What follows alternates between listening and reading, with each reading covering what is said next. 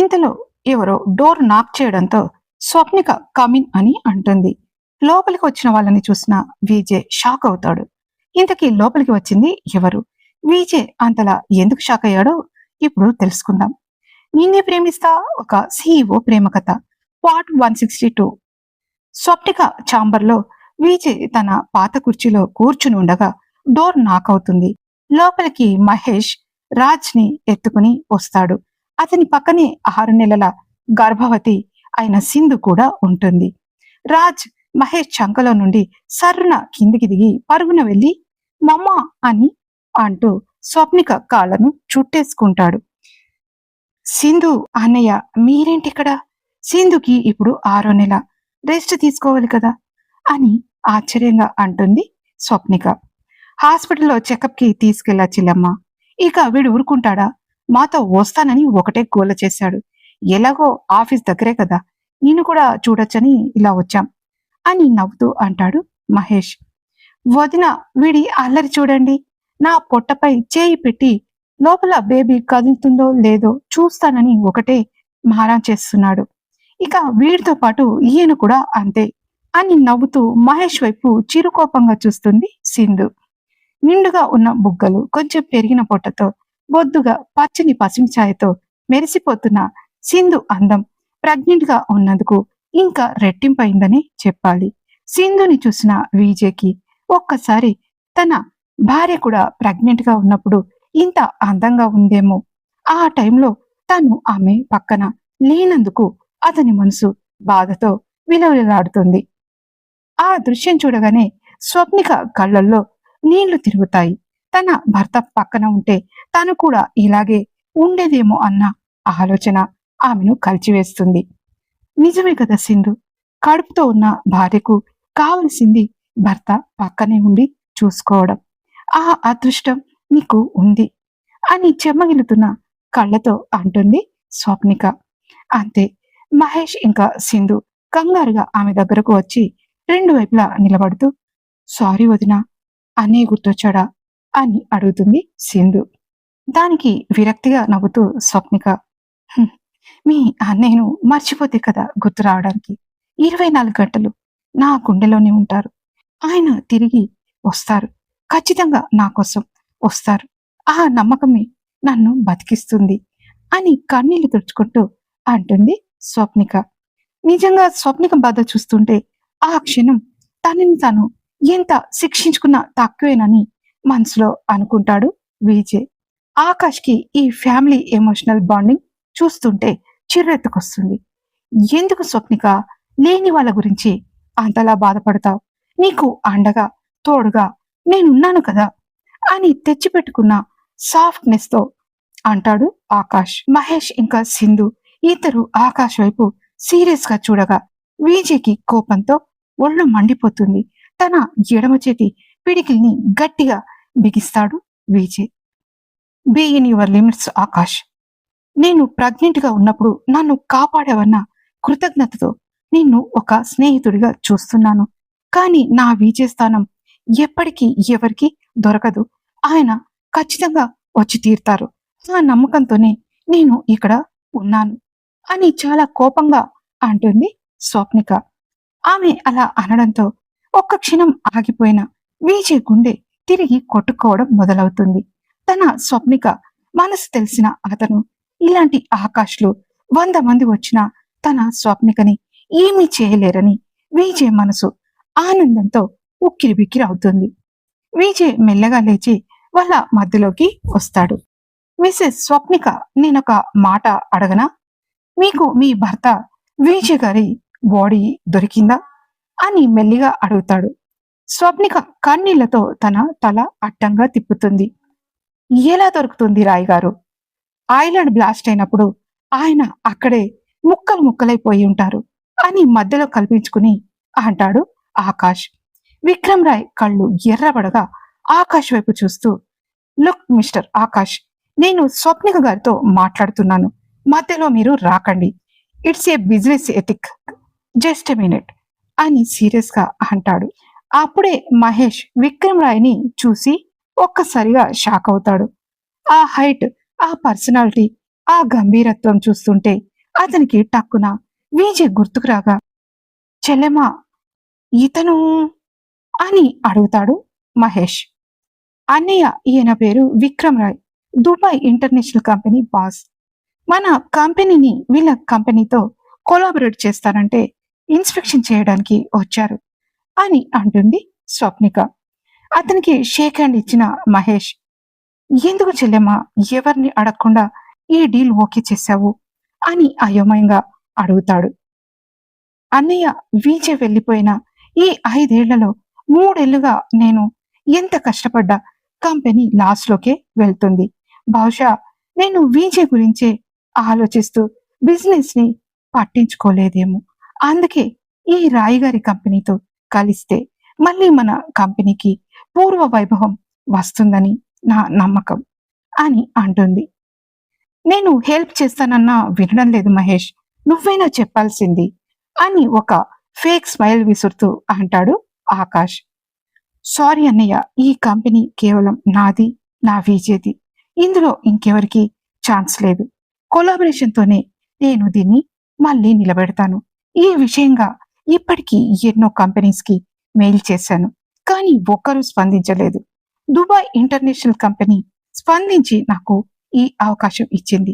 అందుకే ఈ కంపెనీ హెల్ప్తో ముందుకు వెళ్ళాలనుకుంటున్నాను అని ఖచ్చితంగా చెప్తుంది స్వప్నిక. విజయ్ గుండె గర్వంతో ఉప్పొంగడంతో అతను ఒక్కసారిగా చప్పట్లు కొడుతూ, వెల్డన్ మిసెస్ స్వప్నిక విజయ్ గారు, మెచ్చుకోవాల్సిన ధైర్యం మీది. మీరు మా కంపెనీతో కలిస్తే మీ విజయ్ ఈ కంపెనీని ఎలాగైతే వరల్డ్ బెస్ట్ చేశారో నేను కూడా అలాగే చేసి చూపిస్తాను. ఐ ప్రామిస్ అంటూ తన కుడి చేయిని ముందుకు చాపుతాడు విజయ్. స్వప్నిక ఒక్క క్షణం ఆలోచించి తన భర్తను మెచ్చుకున్నందుకు కృతజ్ఞతతో తన చేయిని అతని చేత్తో కలుపుతుంది. 5 సంవత్సరాల సుదీర్ఘ నిరీక్షణ తర్వాత తన భార్య వెచ్చని స్పర్శ తాకడంతో ఆ క్షణం విజయ్ బాడీలో ఒక కరెంట్ పాస్ అయినట్టు అవుతుంది. ఆమె అరచేయి తన చేతిలోకి రాగానే అతనిలో ఉన్న ఆవేశం, కోపం ఒక్కసారిగా కరిగిపోయి కన్నీరు రానంత పనవుతుంది. స్వప్నికకి కూడా ఆ స్పర్శ ఏదో తెలియని పాత జ్ఞాపకాన్ని, ఒక ఆత్మీయతను గుర్తు చేస్తుంది. ఇద్దరు అలా ఒకరి కళ్ళల్లోకి ఒకరు చూసుకుంటూ ఉండిపోతారు. ఆకాష్ కళ్ళల్లో మంటలు రేగుతుండగా కోపంతో రగిలిపోతూ అక్కడి నుంచి విసురుగా బయటకు వెళ్ళిపోతాడు. బయటకు వెళ్ళిన తర్వాత ఎవరికో కాల్ చేసి, రేయ్, ఈ విక్రమ్ రాయ్ గాడు ఎవడో వెంటనే కనుక్కోండి. వాడు ఎవడో ఇంటర్నేషనల్ బిజినెస్ మ్యాన్ అంట, కానీ నా దారికి అడ్డు వస్తున్నాడు. వాడి బ్యాక్గ్రౌండ్ మొత్తం నాకు గంటలో కావాలి. Get me the details now అని అరుస్తూ అంటాడు ఆకాష్. కానీ ఆకాష్కి తెలియదు వెనకాలే పిల్లర్ చాటున సంతానం నిలబడి ఇదంతా వింటున్నాడని. సంతానం పెదవుల మీద ఒక వెటకారపు నవ్వు మెరుస్తుంది. ఆకాష్ లోపలికి వెళ్ళగానే సంతానం కూడా గంభీరంగా ఆ ఛాంబర్లోకి అడుగు పెడతాడు. మహేష్ సంతానాన్ని చూడగానే అతని కళ్ళు మెరుస్తాయి. సంతానం, నువ్వా? ఎక్కడికి వెళ్ళిపోయావురా ఇన్నేళ్ళు అని మహేష్ పరుగున వెళ్ళి సంతానాన్ని గట్టిగా హక్ చేసుకుంటాడు. సంతానం కళ్ళు కూడా చెమ్మగిల్లిన కంట్రోల్ చేసుకుంటాడు. అసలు నీ గురించి ఎంతో వెతికాం తెలుసా? మా బావ వెళ్ళిపోయాక ఆ బాధలో నువ్వు కూడా కనిపించకుండా పోయేసరికి చాలా టెన్షన్ పడ్డాం అని కన్నీళ్లతో అంటాడు మహేష్. కొన్ని కారణాల వల్ల బయటకు వెళ్లాల్సి వచ్చింది మహేష్ గారు. ఇప్పుడు మన మిస్టర్ రాయ్ గారి దగ్గర సెక్యూరిటీ చీఫ్ గా వర్క్ చేస్తున్నాను అని వినయంగా అంటాడు సంతానం. మహేష్ ఆశ్చర్యంగా విక్రమ్ రాయ్ వైపు చూస్తూ, రాయ్ గారు, మా సంతానం మీ దగ్గర ఉన్నాడంటే మీరు ఖచ్చితంగా జెన్యున్ అయి ఉంటారు. వాడు తప్పుడు మనుషుల దగ్గర అస్సలు పనిచేయడు. ఇప్పుడు నాకు మీ మీద ఇంకా నమ్మకం పెరిగింది అని నవ్వుతూ విజయ్ని హక్ చేసుకుంటాడు మహేష్. అతనిలో ఏదో తెలియని ఆత్మీయత కనిపిస్తుంది. అప్పుడే ఆకాష్ లోపలికి వచ్చి వీళ్ళందరినీ కోపంగా చూస్తాడు. సంతానం గొంతు సవరించుకుని అందరినీ ఉద్దేశించి మాట్లాడుతూ, వదినమ్మ మహేష్ గారు, మీ కంపెనీతో ఈ డీల్ కుదిరిన సందర్భంగా మన మిస్టర్ రాయ్ గారు తన మ్యాన్షన్లో మీ ఫ్యామిలీ అందరికీ ఈరోజు సాయంత్రం 6 గంటలకు ఒక గ్రాండ్ పార్టీ ఇస్తున్నారు. మీరంతా తప్పకుండా రావాలి అని అంటాడు. ఇదేం పద్ధతి? డీల్ కుదిరినందుకు హోస్ట్ కంపెనీగా మేము పార్టీ ఇవ్వాలి కానీ మీ బాస్ పార్టీ ఇవ్వడం ఏంటి? రూల్స్ కి విరుద్ధంగా ఉంది అని అసహనంగా అంటాడు ఆకాష్. సంతానం ఆకాష్ కళ్ళలోకి సూటిగా చూస్తూ, అందరిలా ఉంటే ఆయన విక్రమ్ రాయ్ ఎందుకు అవుతారు ఆకాష్ గారు? ఆయన స్టైల్ వేరు. ఇంటర్నేషనల్ లెవెల్లో ఆయనకు ఎన్నో కంపెనీస్ ఉన్నాయి. ఏ కంపెనీతో అయితే డీల్ కుదుర్చుకుంటారో ఆ కంపెనీకి తనే పార్టీ ఇచ్చి గౌరవించడం ఆయన అలవాటు. పార్టీ అంటే కేవలం ఫుడ్ డ్రింక్స్ కాదు, అది ఒక నమ్మకం అని అంటాడు. సంతానం చెప్పింది నిజం మిస్టర్ ఆకాష్. నాకు నచ్చిన వాళ్ళకి నేనే పార్టీ ఇస్తాను. మిసెస్ స్వప్నిక, మీరు మీ ఫ్యామిలీతో వస్తారని ఆశిస్తున్నాను అని విక్రమ్ రాయ్ విజే గంభీరంగా అంటాడు. తప్పకుండా రాయ్ గారు, మేమంతా వస్తాం అని చిన్నగా నవ్వుతూ అంటుంది స్వప్నిక. రా రా ఆకాష్, పార్టీకి రారా నువ్వు. నా ఇంట్లో నా వాళ్ళ మధ్య నువ్వు ఎంత పెత్తనం చేస్తున్నావో ఈ విక్రమ్ రాయ్ కళ్ళతో చూస్తాను. ఆ తరువాత నీ పతనం నా చేతులతోనే మొదలవుతుంది అని ఆకాష్ని చూస్తూ మనసులో కసిగా అనుకుంటాడు విజయ్. మ్యాన్షన్ అన్నారు సరే సంతానం, కానీ ఆ అడ్రస్ ఎక్కడా అని అడుగుతాడు మహేష్. మన రవిచంద్ర మ్యాన్షన్ ముందే సార్. అంటే మేడం వాళ్ళ ఇంటికి క్వైట్ ఆపోజిట్ లో రాయ్ మ్యాన్షన్ అని ఒక పెద్ద బిల్డింగ్ ఉంటుంది. ఈ మధ్యనే రాయ్ గారు దాన్ని పర్చేజ్ చేశారు అని నవ్వుతూ అంటాడు సంతానం. ఆకాష్ ఒక్కసారిగా షాక్ అవుతాడు. ఏంటి, రాయ్ మ్యాన్షనా? రాయ్ గారు, మీరు జోక్ చేస్తున్నారా? ఆ మ్యాన్షన్ కొనడానికి నెల రోజుల నుండి నేను వాళ్ళ చుట్టూ తిరుగుతున్నాను. వాళ్ళు అడిగిన దానికంటే ఎక్కువ ఇస్తానన్నా వాళ్ళు ససేమిరా అంటున్నారు. అలాంటిది మీరు కొన్నారా అని అంటాడు. నేను జోక్స్ వెయ్యను ఆకాష్. నమ్మకం లేకపోతే ఇప్పుడే ఆ ఓనర్కి ఫోన్ చేసి కనుక్కోండి అని వెటకరంగా నవ్వుతూ అంటాడు విజే విక్రమ్ రాయ్. ఆకాష్ తన ఈగో దెబ్బతినడంతో వెంటనే ఫోన్ చేసి స్పీకర్ ఆన్ చేసి ఆ ఓనర్కి డయల్ చేస్తాడు. చెప్పండి ఆకాష్ గారు అని అటువైపు నుంచి ఆ మ్యాన్షన్ ఓనర్ అంటాడు. ఏంటయ్యా, ఆ మ్యాన్షన్ నేను తీసుకుంటానని చెప్పాను కదా, రేటు కూడా ఎక్కువే ఇస్తానన్నాను. నాతో దాన్ని నేను ఇష్టపడి కట్టుకున్నానని, అసలు అమ్మను అని అన్న నువ్వు మరి ఇప్పుడు వేరే వాళ్లకు అమ్మేశావని వింటున్నాను. నిజమా అది అని సీరియస్ గా అంటాడు ఆకాష్. అవునండి, సేల్ అయిపోయింది. విక్రమ్ రాయ్ గారు అని ఒక బిజినెస్ మ్యాన్ దుబాయ్ నుండి వచ్చారు. ఆయన ఇస్తానన్న అమౌంట్ నాకు బాగా నచ్చింది, అందుకే అమ్మేశాను అని అటు నుండి అంటాడు ఆ మ్యాన్షన్ ఓనర్. నేను చెప్పిన దానికంటే ఎక్కువ ఇచ్చాడా? ఎంత ఇచ్చాడో చెప్పు అని కోపంగా అంటాడు ఆకాష్. అంతే, ఆ ఓనర్ చెప్పిన ఆ భారీ అమౌంట్ వినగానే అక్కడ ఉన్న వాళ్ళందరూ నోళ్లు తెరుస్తారు. ఆ రేటుతో అలాంటి మరో 2 మ్యాన్షన్లు కట్టుకోవచ్చు మరి. అమ్మో రాయ్ గారు, మీరు ఎంత దుబాయ్ నుండి వచ్చిన బిజినెస్ మ్యాన్ అయితే మాత్రం అంత పెద్ద మొత్తం పెట్టి ఆ మ్యాన్షన్ ని కొంటారా? అయినా అంత డబ్బు పెట్టి కొనడానికి అసలు రీజన్ ఏంటి అని ఆశ్చర్యంగా అడుగుతాడు మహేష్. విక్రమ్ రాయ్ స్వప్నిక వైపు తీక్షణంగా చూస్తూ, నాకు ఆ ప్లేస్ చాలా నచ్చింది మహేష్ గారు. అక్కడ అడుగు పెట్టిన క్షణం నా వాళ్లకు నా ప్రాణానికి చాలా దగ్గరగా ఉన్నట్టు అనిపించింది. అందుకే ఎంతైనా వెచ్చించాను అని చాలా సింపుల్ గా అంటాడు విజయ్. ఇక వెళ్ళడానికి సిద్ధమవుతుండగా స్వప్నిక భుజంపై నిద్రమత్తులో ఉన్న స్వరాజ్ ఆమె మెడను గట్టిగా చుట్టేసుకుంటాడు.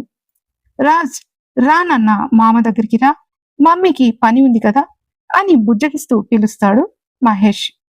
లేదు, నేను వెళ్ళను మా అమ్మతోనే ఉంటాను అని స్వప్నిక మెడలో ముఖం దాచుకుని ముద్దుగా అంటాడు రాజ్. రాజ్, ప్లీజ్ నాన్న, ఇక్కడ మా అమ్మ ఆఫీస్లో వర్క్ చేసుకోవాలి కదా, వెళ్ళు నాన్న అని బ్రతిమలాడుతుంది స్వప్నిక. విక్రమ్ రాయ్ ముందుకు వచ్చి ఆశగా, స్వప్నిక గారు, మీకు అభ్యంతరం లేకపోతే మీ బాబుని నేను తీసుకెళ్ళనా, కాసేపు నాతో ఉంటాడు అని అంటాడు విజయ్.